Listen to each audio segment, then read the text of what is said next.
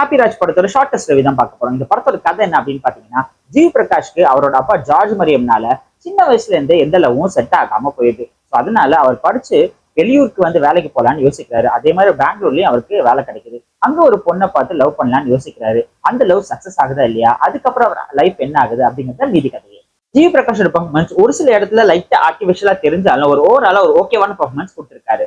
ஜிவியோட அம்மா வர்ற கீதா, அப்புறம் ஹீரோயின்ஸா வர்ற ஸ்ரீகௌரி பிரியா அண்ட் பிரார்த்தனா எல்லாரும் அவங்கவுங்களுக்கு கொடுத்த கேரக்டரை ஜஸ்டிஃபை பண்ணிருக்காங்க. அதிர்ச்சி அருண் மற்றும் மதுரை முத்துவோட ஒன்லைனர் காமெடிஸ் ஒரு சில இடத்துல நல்லாவே ஒர்க் அவுட் ஆச்சு.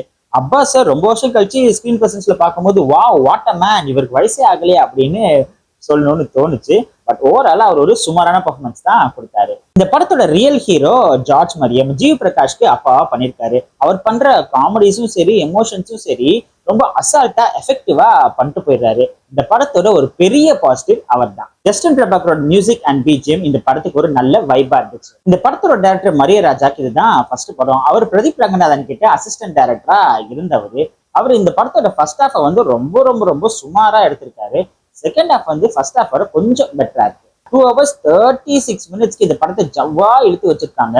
இந்த படத்தோட கோர் கண்டென்ட் வந்து ரொம்ப சின்னதுதான். அதை வந்து பிரிஸ்கா எளிமையா சொல்லியிருந்தாங்கன்னா இந்த படத்துல அவங்க சொல்ல வந்த காமெடிஸும் சரி, எமோஷன்ஸும் சரி, எல்லா கேட்டகரி ஆஃப் மக்கள்கிட்டையும் ஒன்னும் நல்லா சூப்பரா ரீச் ஆகிருக்கும். இப்போ நம்ம இண்டஸ்ட்ரியில ஒரு விஷயம் ஒன்று இருக்கு. அதாவதுனா நான் ஸ்கிரீன் பிளேல என்னத்த வேணாலும் காமிப்பேன், எப்படி வேணாலும் லாக் அடிப்பேன், பட் லாஸ்ட் 30 minutesல பயங்கரமான எமோஷனை போட்டு மக்களை கனெக்ட் பண்ண வச்சு அள்ள வச்சிருவோம்ப்பா அப்படின்னு ஒரு விஷயம் இருக்கதான் செய்யுது. இது எப்படி இருக்குன்னா, ஒரு மீல்ஸ் இருக்குன்னு வச்சுக்கோங்களேன். ஃபர்ஸ்ட் சாம்பார் ரைஸ் வைக்கிறாங்க, சுமாரா இருக்கு. தயிர் சாதம் வைக்கிறாங்க, அச்சோ நல்லாவே இல்லை அப்படின்னு தோணுது. சப்பாத்தி வைக்கிறாங்க, சுமாரா இருக்கு. பட் லாஸ்ட் ஒரு ஸ்வீட் வைக்கிறாங்க, அது செம்மையா இருக்கு, வேற லெவல்ல இருக்கு அப்படின்னு தான் தோணுது. பட் அந்த லாஸ்ட் ஸ்வீட்டை சாப்பிட்டுட்டு மீல்ஸே சூப்பரா இருக்குன்னு நம்ம சொல்லுவோமா? ஆனா சொல்ல மாட்டோம். பட் சில பேர் ஸ்வீட் நல்லா இருக்குப்பா, மீல்ஸ் ஓகே தான், நல்லா இருக்கு அப்படின்னு ஏத்துக்குவாங்க. ஸோ அந்த மாதிரி தான் இப்போ இண்டஸ்ட்ரியில இந்த படமும் போயிட்டு இருக்கு. எக்ஸ்பெக்டேஷன்ஸ் எதுவும் செட் பண்ணாம இந்த படத்துக்கு போனீங்கன்னா இந்த படம் உங்களுக்கு ஒரு ஓகேவான படமா இருக்க சான்ஸ் இருக்கு.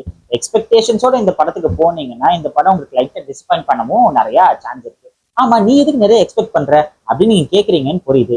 இந்த வலைபேச்சு மாதிரி இருக்க சேனல்ஸ் எல்லாம் பாத்தீங்கன்னா கடந்த ஒரு மாசமாவே அப்பப்போ ஹாப்பி ராஜ் செம்மையா இருக்கு, டிஸ்ட்ரிபியூட்டர்ஸ் எல்லாம் பாத்துட்டாங்க, செம்மையா இருக்கா, வேற லெவல்ல இருக்கு அப்படி அப்படின்னு சொல்லி வீடியோ போட்டு விட்டுறாங்க. அவங்க காசை வாங்கிட்டு சும்மா எதையா வந்துட்டு வளர்றாங்க.